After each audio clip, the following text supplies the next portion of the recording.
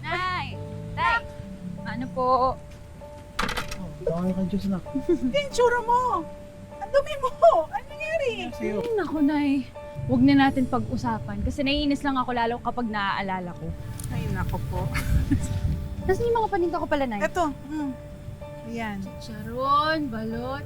Oh. Oh, very good. Kompleto. Diba? Siyempre. Oh, magpapalit lang ako ng damit tapos lalarga na ako para maaga ako Ba, iba rin talaga dumiskarte itong anak ko ah. Siyempre. Mana sa akin. Pasensya ka na. Ay. Kasi, kung pwede lang sana ako sumampa sa barko, gagawin ko. Hindi lang sana ako na-aksidente.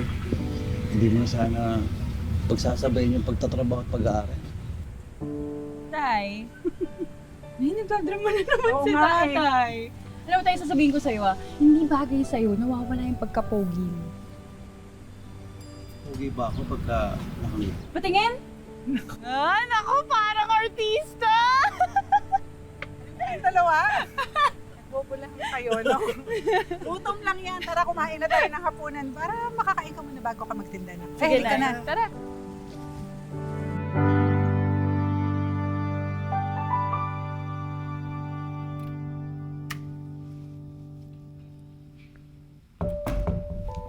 Mita, Ginabi ka, Apo. nanibago lang ho dun sa bagong route. Do you want me to get you a driver? No, Mamita. You know naman, I love driving myself around, di ba? Si...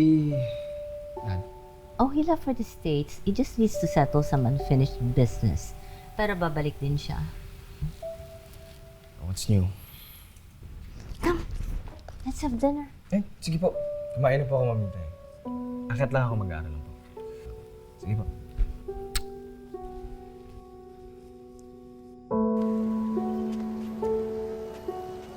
Oh, next week na yung school trip natin ah.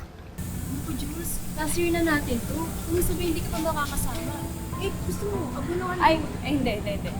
I'm a strong, independent woman. Siyempre gusto ko kayong kasama. Ay, hello po. Kaya gagawin ko ang lahat. Kung kailangan ko magbenta ng extra, gagawin ko. Diba, hanggang sa lahat ng student ng Ignatius, nakabili ng lumpia, turon, tsaka banana cream ko, gagawin ko lahat. Kaya naman ikaw yung number one inspiration ko, love sa'yo. Uy, Terence, ano ba? Nasa public place tayo. Eh, girlfriend naman kita, di ba? Ano problema dun? Yes. Wait lang. Ba't ka ba nangingialam? Girlfriend ko, di ba? Kahit ba sabihin mong boyfriend ka, kung ayaw ng babae, dapat nire-respeto mo. Ano ba? Tama na! Nagtatanggol ka na nga. Hindi ko kailangan ng pagtatanggol mo.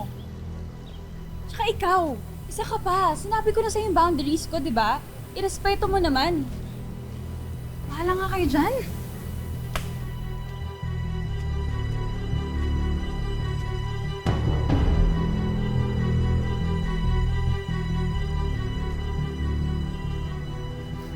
Nangingialam ka kasi. Tara, pre.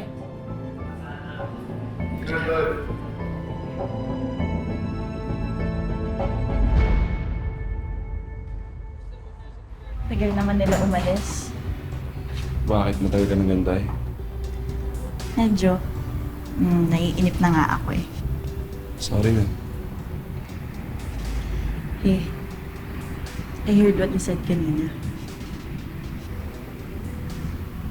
Parents, kung hindi kayang ibigay ni Jun sa mga pangangailangan,